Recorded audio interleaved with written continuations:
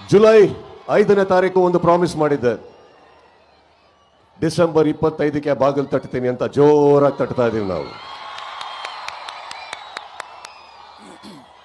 ಈ ಜರ್ನಿಯಲ್ಲಿ 25ಕ್ಕೆ ಥಿಯೇಟ್ರಲ್ಲಿ ಒಂದು ಸಿನಿಮಾ ಬಿಡುಗಡೆ ಆಗುತ್ತೆ. ಆದರೆ ಹೊರಗಡೆ ಒಂದು ಪಡೆ ಯುದ್ಧಕ್ಕೆ ರೆಡಿ ಆಗ್ತಾ ಇದೆ. ಈ ವೇದಿಕೆ ಮೇಲಿಂದ ಹೇಳ್ತಾ ಇದ್ದೀನಿ, ಯುದ್ಧಕ್ಕೆ ಸಿದ್ಧ. ಯಾಕಂದ್ರೆ ನಾವು ನಮ್ಮ ಮಾತಿಗೆ ಬದ್ಧ.